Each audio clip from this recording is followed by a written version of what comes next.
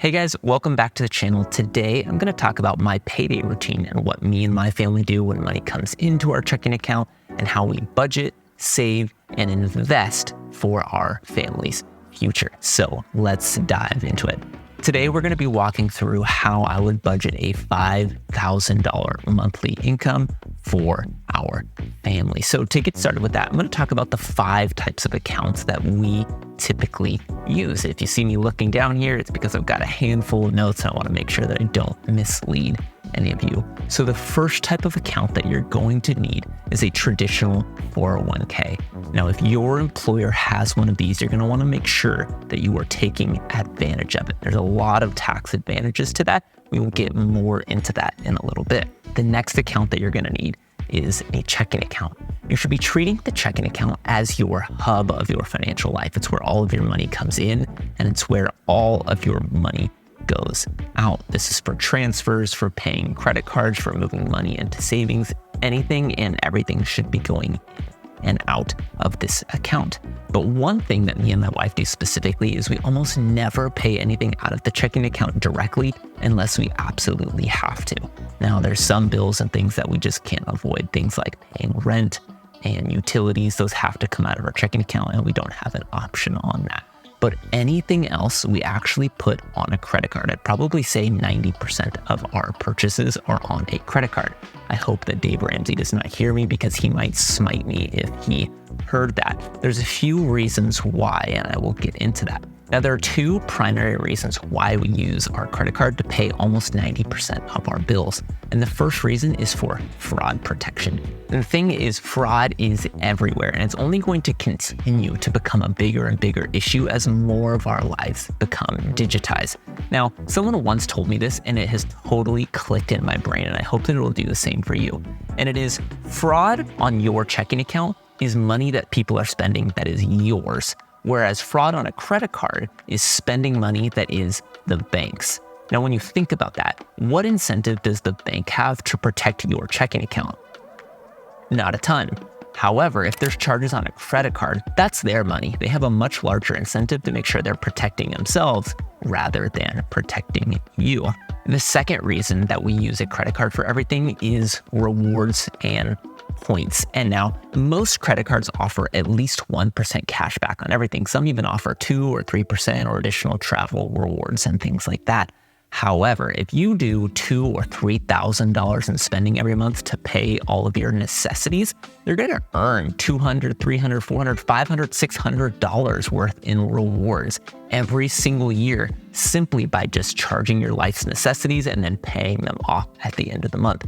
I should note though, this only works if you're actually going to pay it off every single month and not carry over a balance. So we've talked about the traditional 401k, checking account, our credit card, and the fourth account we're talking about is a savings account. I'm not talking about any kind of savings account. I'm talking about a high yield savings account. As of the time of filming this in March of 2024, most high yield savings accounts are paying anywhere between 4 and 5% interest. Just to give that a little bit of context, if you have $10,000 in this account and you leave it there for a year, at a 5% interest rate, you're going to receive $500 a year in interest payments. That's a heck of a lot better than letting your money sit and die with inflation by earning mere pennies. So you should absolutely have a high yield savings account. And the fifth and final account is a Roth IRA. This is another retirement investment account. However, this is not attached to your employer. You can open it up at a handful of financial institutions. Most of the time, I recommend Vanguard, Charles Schwab, or Fidelity. However, I'm not associated with any of those. The thing is, these accounts are free to open, relatively cheap, if not free to invest in, other than the money you have to put in, and you can contribute up to $7,000 a year as of 2024. However, there are a few IRS income limits, so just make sure that you check on that before you open up an account and start contributing. Okay, so it's payday. Let's talk about how we're going to budget that $5,000 that hits your checking account. Now, 3 primary things happen on a payday for me. The traditional 401k deducts $500, and that goes into that pre-tax account that is deducted from what's going to be deposited into my checking account. You've got the same thing, you've got deductions, whether you've got taxes, health insurance, or dental insurance, or anything like that, that is also deducted. And we are left with $5,000 that has now hit that checking account. So when we talk about that 401k, that's a pre-tax deduction. So I'm putting in 10% of my income into that 401k, and my employer actually has a match of 4%.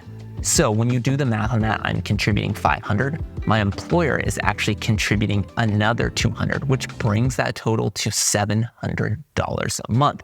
Now, I tell all of my friends who have access to a 401k, put something into it, especially if you have a match. Whether you can do a full 10% or $500 or something like that is not a big concern. But if your employer is doing a match, put in $25 a month or something, because it instantly doubles and goes from 25 to 50 if your employer is going to match it. And there's a lot of benefits to this. One, you're automatically saving and investing for your future because it happens every single paycheck, but you're also reducing your taxable income. When that $500 comes out of my paycheck and goes into my 401k, that's $500 that I'm no longer going to be taxed on for this specific year. So anything that you can put in there is beneficial regardless of how big or small the dollar amount is.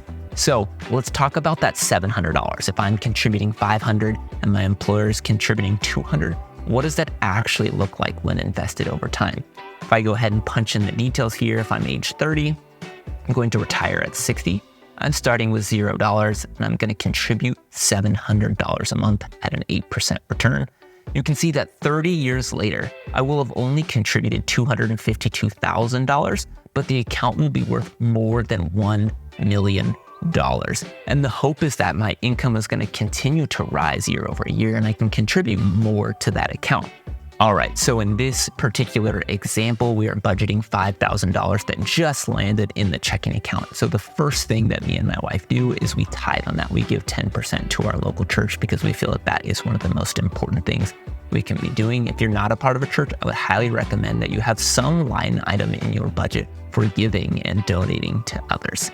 If not, though, we'll continue on with the expenses here. I've got a mortgage for $1,500, gas for the cars for $150, utilities for $300, Wi-Fi for $70, groceries for $500, and a phone bill for $100, bringing the total of our basic expenses to $3,120. Now, if you've got any kind of debt payments, like a car payment, or you've got a student loan, or you've got credit card debt, you're going to want to make sure that you include that here. So as I said, most of these bills are going to be paid with our credit card, so we could be earning reward points, and that way if there's fraud, that can be taken care of by the bank. However, a handful of these do have to come out of the checking account, and that is totally fine. So right now, I'm actually just showing you this as a slide, but we do keep a very detailed budget within the Monarch Money budgeting app. I've got a whole video dedicated to that. So if you want to see more about how we budget specifically in the Monarch Money app, go ahead and jump to that video. So we will continue on here. So you had $5,000 come in. We had $3,120 in expenses, which leaves $1,880 remaining. Now, if you'll remember, we had a few other accounts on that list. So with all of the money covered in the checking account, the next step, as Robert Kiyosaki says, is you have to pay yourself first. So once you've got money left over after all those initial expenses, you need to make sure that you are saving and investing for your future.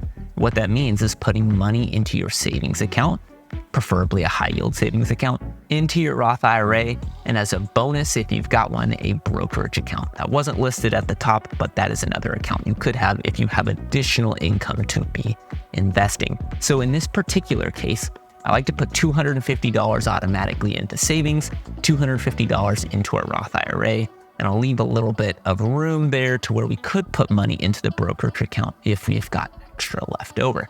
But when we subtract that $500 that we put into the savings and Roth from the $1,880, we're left with $1,380 left in the month.